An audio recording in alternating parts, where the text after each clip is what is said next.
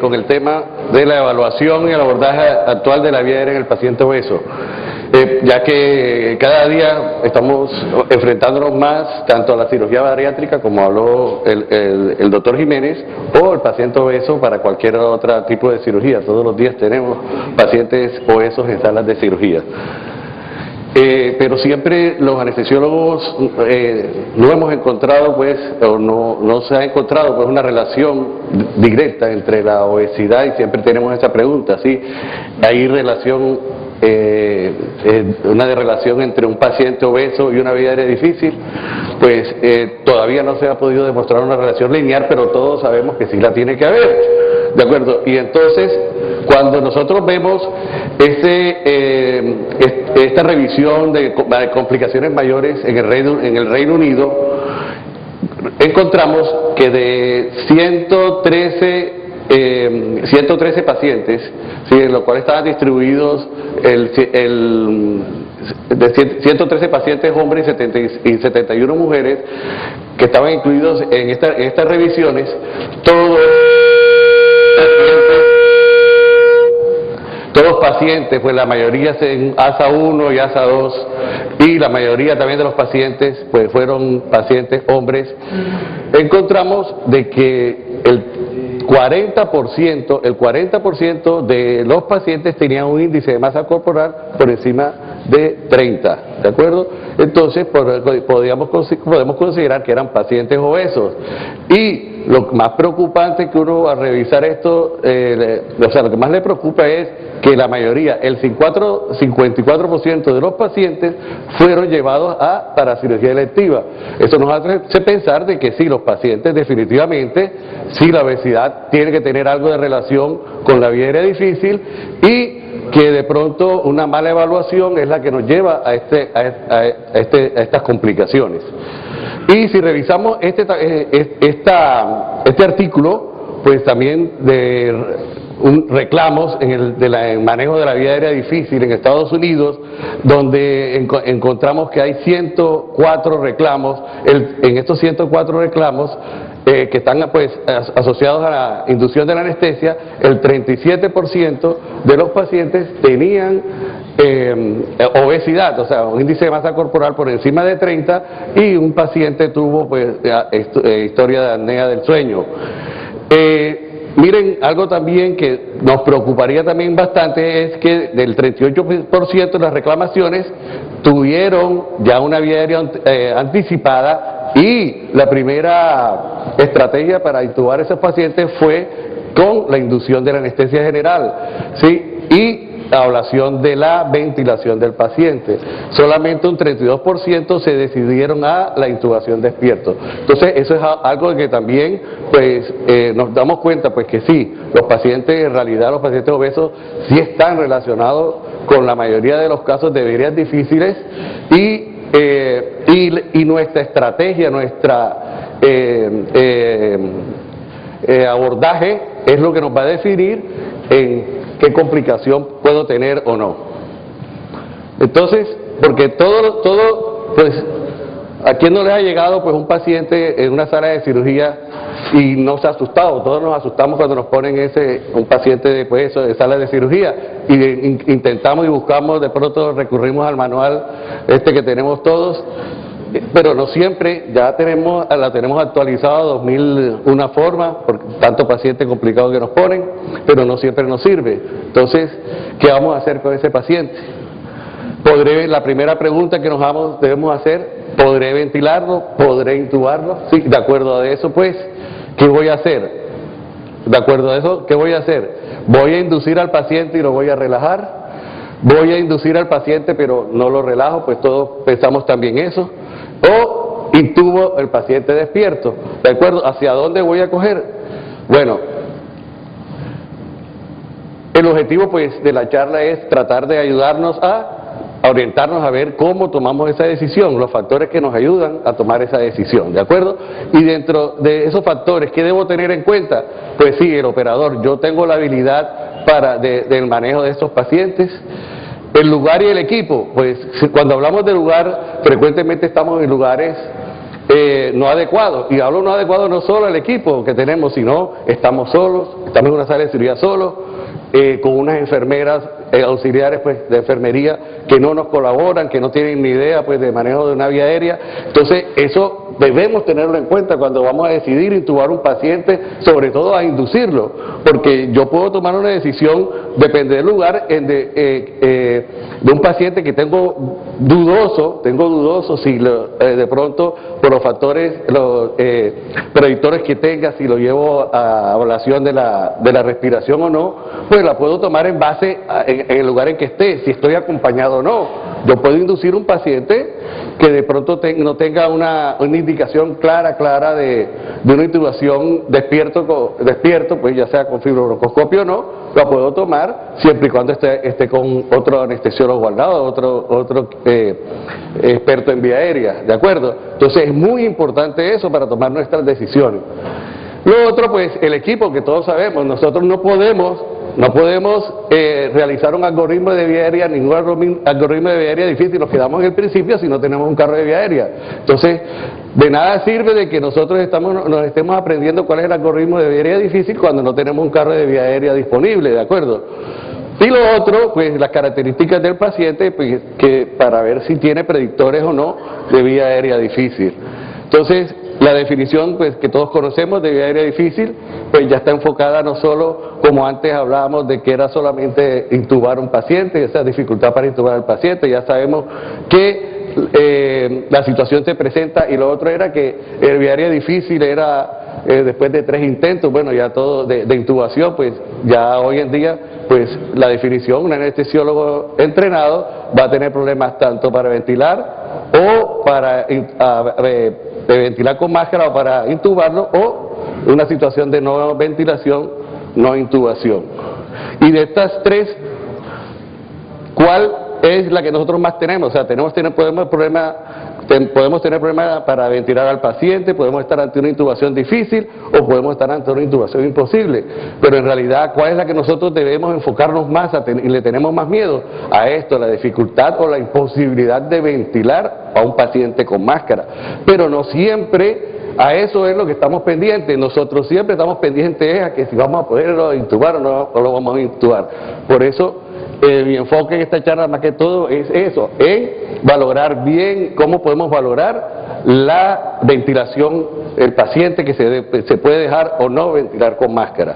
Entonces, el estudio de la ASA, el equipo de estudio de la ASA, pues ya en 1993 trajo esta definición de ventilación difícil con máscara, donde él hablaba de que se presentaba una situación cuando un anestesiólogo sin ayuda no podía mantener la saturación del paciente, o sea, no la podía mantener por encima de los 90 con un FiO2 de 100 a ventilación a presión positiva, o no podía prevenir o revertir los signos de una ventilación inadecuada.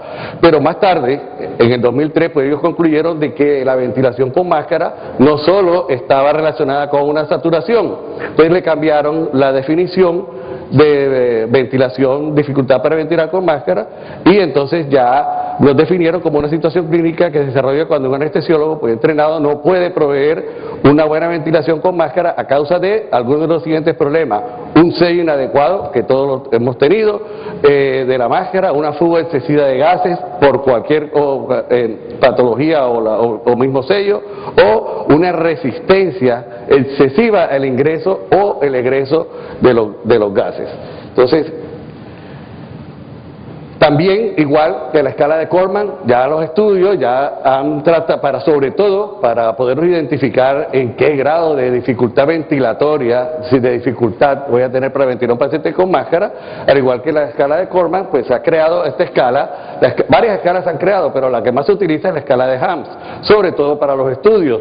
Hams nos describió un grado 1 un paciente que se deja ventilar con máscara, un grado 2 paciente que se deja ventilar con máscara, pero si le ponemos un dispositivo oral, llámese una cánula de Guedes, una cánula nasal, con o sin relajantes musculares. Un grado 3, un paciente que tiene dificultad para ventilar con máscara o una ventilación inadecuada, requiriendo 2 personas con o sin relajantes musculares. Y un grado 4 ya es el paciente que no se deja ventilar o hay imposibilidad para ventilar con la máscara, pues nosotros casi nunca queremos estar en esa situación.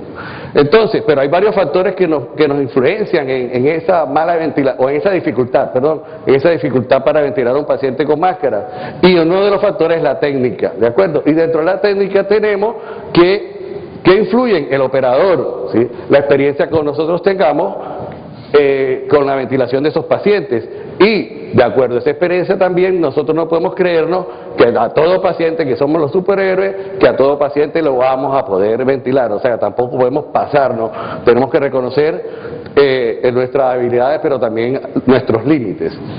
Lo otro, la posición del paciente, muy importante. Pues hablamos de la posición en rampa para intubar al paciente, pero también debemos tener en cuenta la posición en rampa para ventilar al paciente.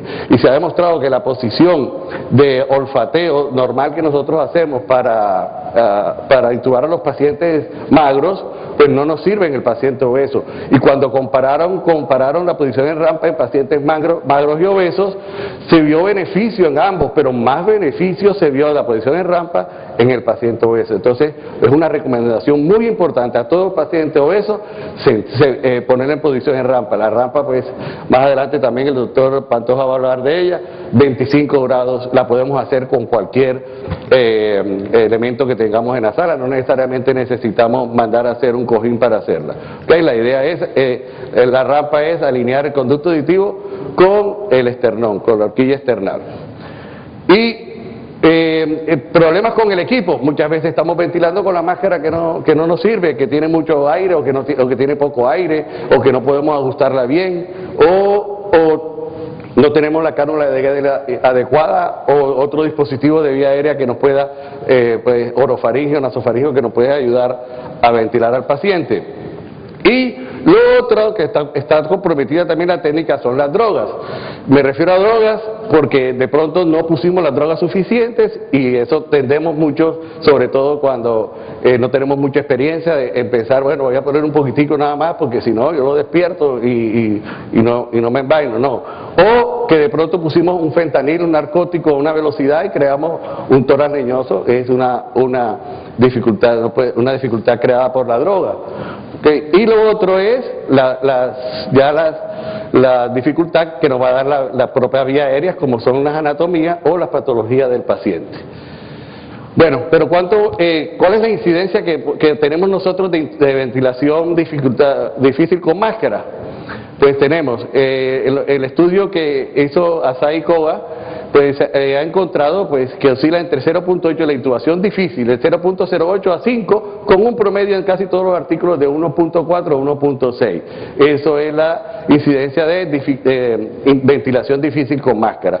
Y la de intubación fallida, que pues más nos preocupa a nosotros, nos debería preocupar, pues está más o menos un 0.16%. Pero más aún nos vamos a preocupar cuando vemos que Langeron en un artículo, pues en este artículo encontró que los pacientes que no tienen dificultad, que no tuvieron dificultad para ventilarlos con máscara, pues tuvieron un 8% de intubaciones difíciles y un 0.5% de intubaciones imposibles, ¿sí? Cuando no tuvieron dificultad para ventilar con máscara. Pero los pacientes que tuvieron dificultad para ventilar con máscara, se incrementó la intubación difícil a un 30%, que es bastante, pero más preocupante es esto de que la intubación imposible sea un 6%. Entonces, más aún, vamos a ver si esto nos ayuda a decidir, a evaluar bien estos pacientes para tomar una decisión si le quito la ventilación, si lo intubo despierto o lo intubo inducido, que es la principal preocupación de nosotros. Entonces, para saber eso, ¿qué es lo que tenemos que hacer? Siempre, y lo que menos hacemos es evaluar el riesgo de ventilación con máscara. ¿Cómo podemos evaluar ese riesgo? Pues con los predictores de dificultad de ventilación con máscara. Todos pues conocemos las siglas de OBS, que es el índice de masa corporal, que es de la ASA, pues las siglas de los predictores de la ASA. para cualquier paciente, pues índice de masa corporal mayor de 30, paciente con barba, pacientes mayores de 57, 56 años, que roncador, puede ser con osa o sin osa, y pacientes edéntulos, ¿de acuerdo? Está la sigla de obeso. Pero tenemos que tener en cuenta en el paciente obeso otros predictores que son mucho más importantes.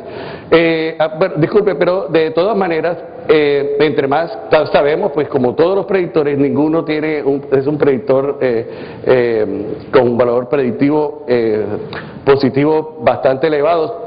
Entonces, por eso siempre, entre más tengamos, pues mayor posibilidad vamos a tener, entre mayor predictores tengamos, mayor probabilidad de dificultad con ventilación con máscara vamos a tener. Entonces, en el paciente obeso, incluimos que la circunferencia cervical mayor de 40 centímetros también es un predictor de dificultad para ventilar con máscara, el Malampati 3 y 4, la limitación a la protrusión de la mandíbula, la distancia tiramentoniana menor de 6, hemos tenido pacientes que no nos podemos ni acomodar los dedos porque no tienen, la distancia es demasiado cortica y nos cuesta trabajo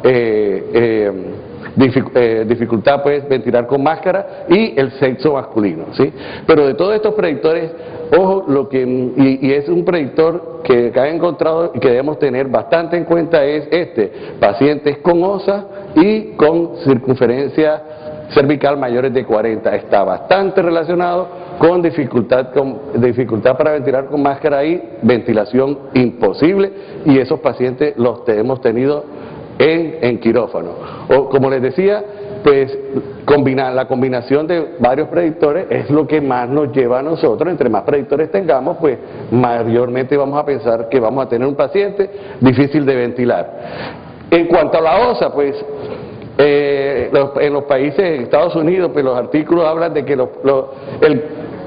un cuarto de los pacientes de los obesos, pues un cuarto de los obesos no tienen diagnóstico de osa.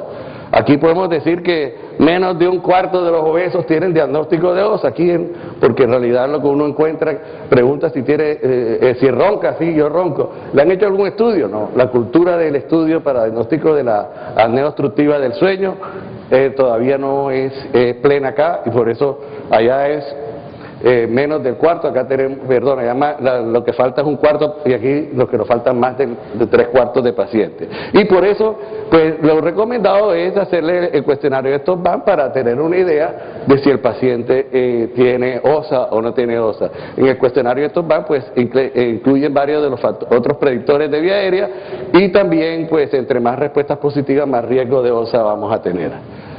Bueno, entonces si tenemos un paciente con intubación de ventilación con máscara difícil, ¿qué algoritmo vamos a tener en la mente para llevar? Que todos yo creo que lo hemos hecho, ¿sí? Bueno, primero, si tenemos dificultad para ventilar a un paciente con máscara, ¿qué es lo primero que hacer? Tomar las medidas correctivas. ¿Cuáles puede ser? La posición del paciente, si podemos, cambiar de máscara, poner una cánula nasal, hacer hiperextensión, todas las que conocemos y que siempre hacemos. Si es exitosa, magnífico, pero si es fallida, ¿qué vamos a hacer?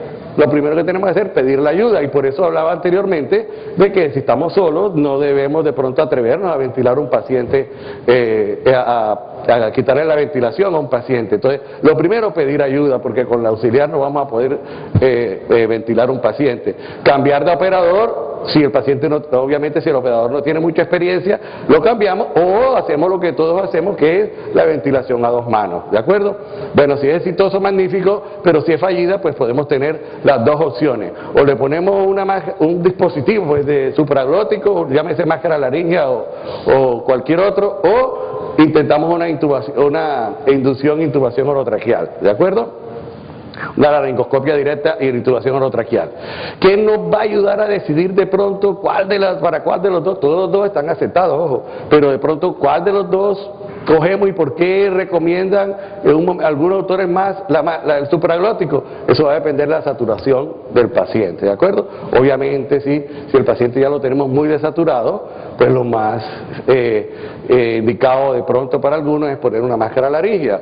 Si el paciente todavía no se nos ha desaturado mucho, pues podemos intentar una laringoscopia directa e intubación orotraqueal. Pero ojo, una sola, porque es que nosotros muchas veces tenemos un paciente que tiene nada más, lo teníamos con dificultad una dificultad para ventilar con máscara, y en unos minutos lo pasamos a una ventilación imposible. ¿Cómo? Porque desfilamos 3 o 4 anestesiólogos tratando de intubar al paciente, edematizamos el paciente, lo ponemos a sangrar, y entonces ya el cuadro ya no es de una ventilación difícil, sino de una ventilación imposible. Entonces, si escogemos esto nada más es una mirada rápida y por una persona entrenada en esto, no vamos a poner a una persona que no tenga mucha experiencia en intubación, ¿de acuerdo?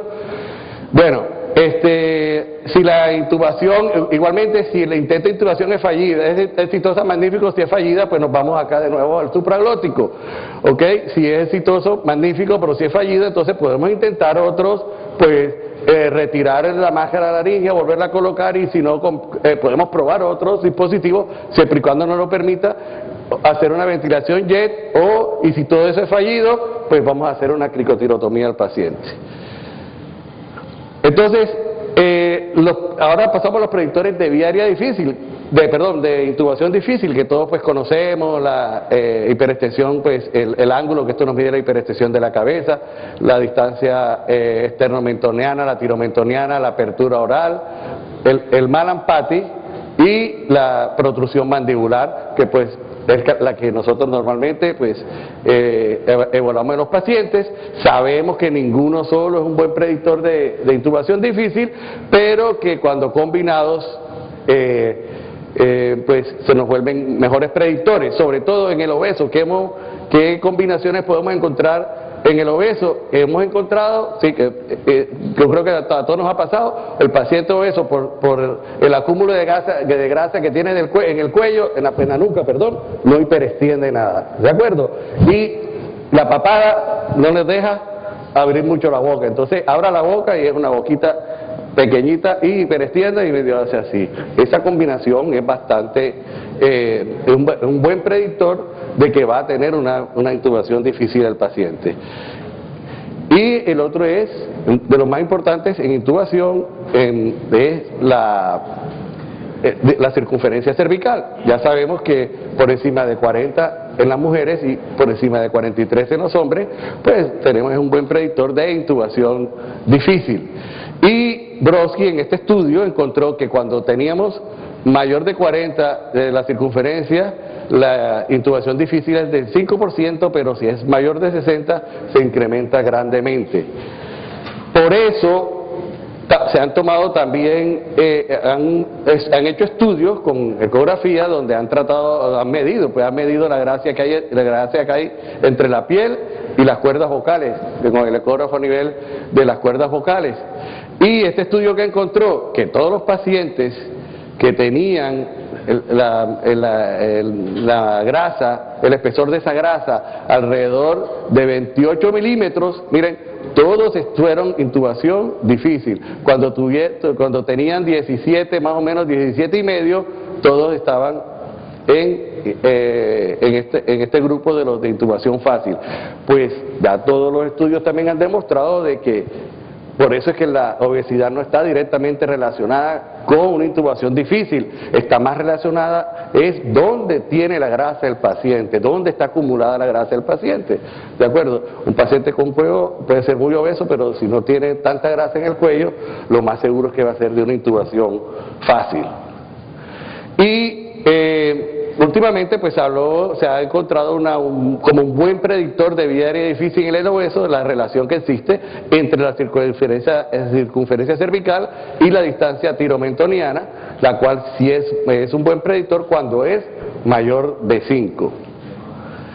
En todo caso, cuando vamos a abordar la vía aérea en el paciente, como en todo paciente y más en el obeso, que porque los parámetros, por todas sus condiciones, la desaturación va a ser más rápida, lo que nosotros debemos tratar de siempre preocuparnos es por la oxigenación.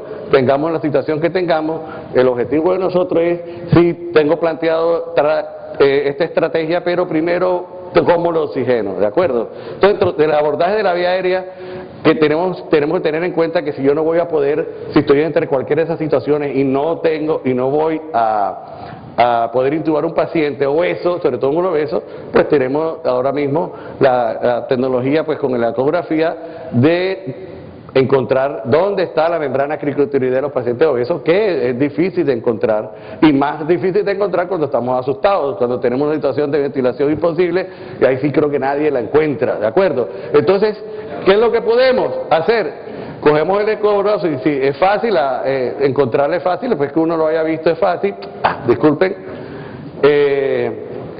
el ecógrafo y buscamos, aquí se ven estos son los anillos traqueales, sí, aquí los vemos, los anillos traqueales, este es el cartílago, el tiroides, y este que está aquí es el cricoide, y aquí tenemos la membrana cricotiroidea, que es esta la que nos muestra acá en azul grande, ¿de acuerdo? Eso en realidad no es difícil de ver en el ecógrafo.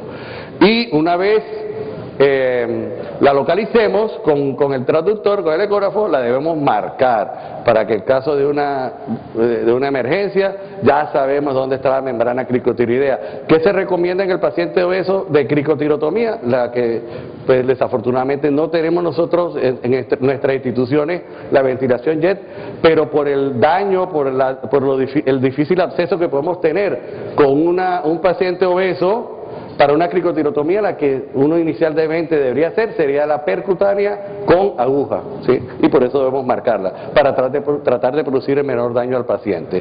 Entonces, ¿cómo abordamos al paciente? Pues tenemos los videos laringoscopios que están pues, de mucha recomendación hoy en día para abordaje de la vía aérea en el obeso.